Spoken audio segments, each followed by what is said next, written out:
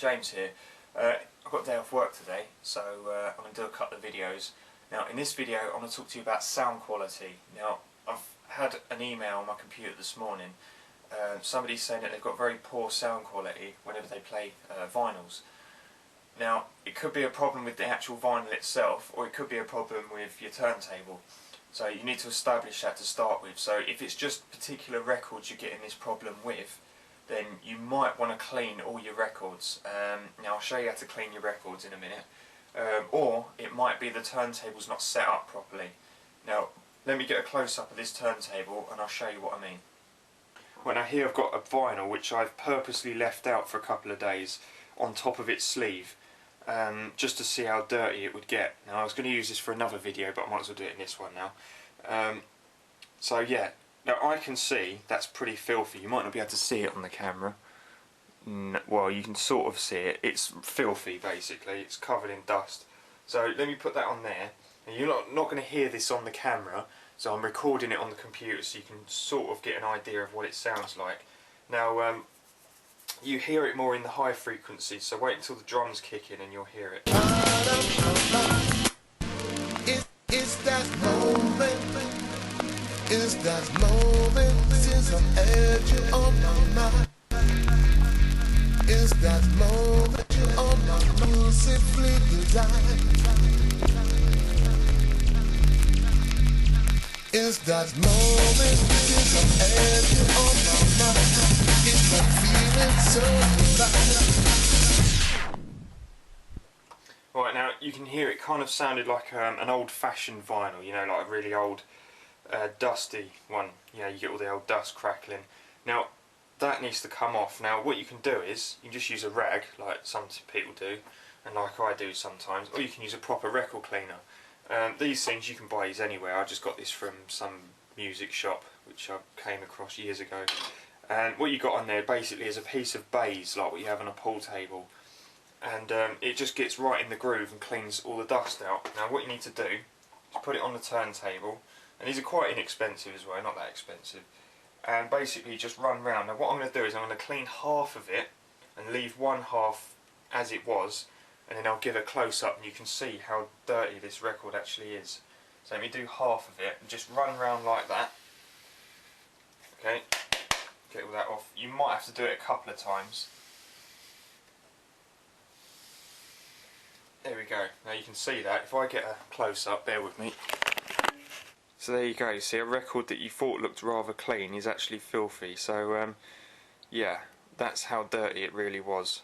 Right, now another reason why you might be getting poor sound quality is because the weight on your cartridges might not be set up properly.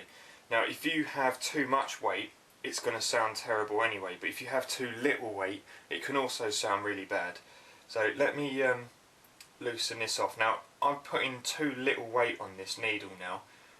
These needles need 3.2 grams on these ones.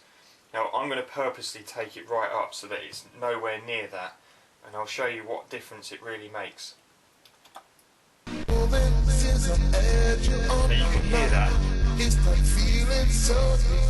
That sounds absolutely terrible, and that's because there's not enough weight on that needle. Also, if you put too much weight on it, so if you slam this right forward, you might not be able to hear this. It's not really made much of a difference on this record. Now on different records it will make more of a difference, because some records have got deeper grooves. That's my phone, bear with me.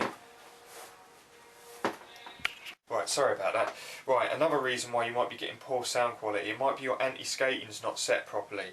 If you want any information on that, like how to set it up properly, how it works, etc, etc, there's a link in the description which takes you to another one of my videos where I explain all about this anti-skating mechanism.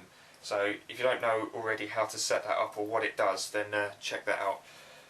Also as well, your height adjustment on the tone arm might not be set properly. So I'll explain quickly how that can actually affect the sound quality of the stylus. So let me quickly go and get some paper and I'll do some crazy doodle. Right, now I did all the doodling beforehand just to save time.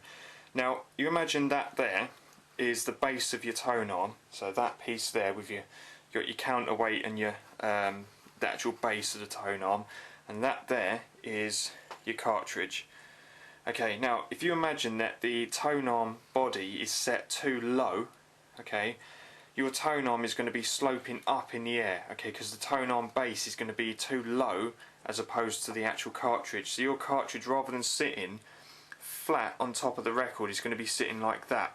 I know that's an extreme case, obviously it's not going to be like that, but it's going to be sitting, you know, sloped down at an angle, which means your needle at the end is going to be sitting like that in the groove.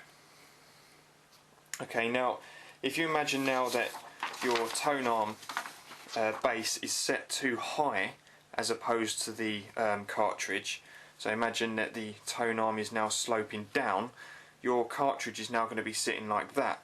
Again, extreme case, but it's not going to be sitting flat, it's going to be sitting sloped down like that, and that means your needle's going to be sitting in the groove like that. Now if you have your tone arm set properly, so the base of the tone arm is set straight level to the cartridge, that means your tone arm is going to be straight and the cartridge is going to be sitting flat in the groove, which means your needle is going to be sitting straight, level and flat in the groove. You might not think that makes much of a difference, but believe me, it does. So I'll quickly show you, if I've got time, how to set up the tone arm. Right, now I appreciate this is probably quite hard to see, so I've put a record sleeve in the background just so you can see this a bit better. Now there's a few different ways you can do this. One way I like to do it is use a ruler. Okay, this is my special recycled computer circuit board ruler. Anyway, and basically what you want to do is measure from the front here and take a measurement from the back here of the tone arm.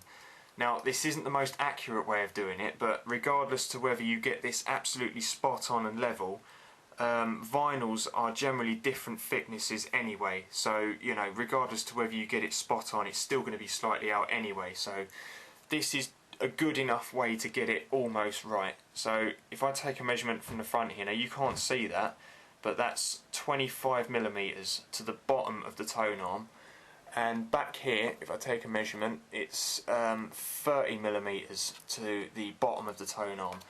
So there's a 10mm between there and there.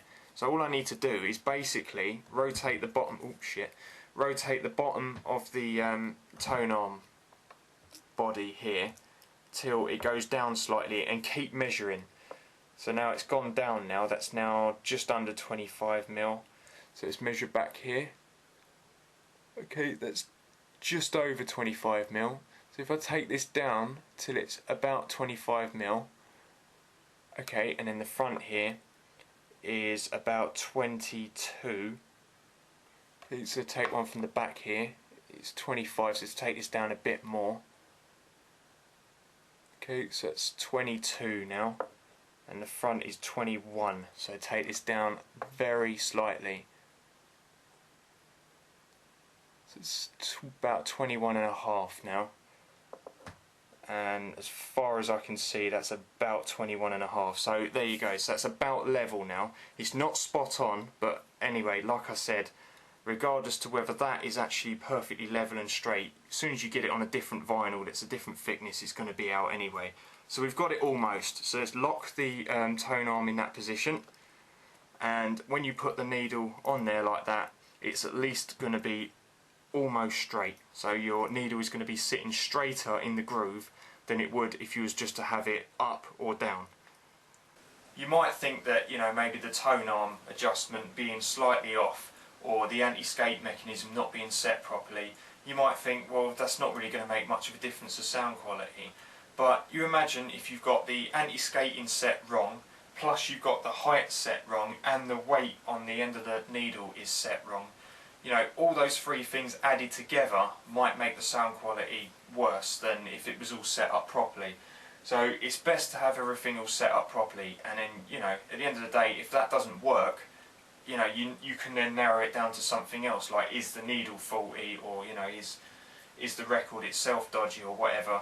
Again, make sure your records are clean as well, because a clean record sounds nice. A dirty, filthy record is going to sound crackly, poppy and rubbish. So there you go. I hope this video has been a help. If you've got any questions, please do leave comments. I'll put in the description anything you might need to know. So I hope it's been a help. Thank you for watching. Nice one.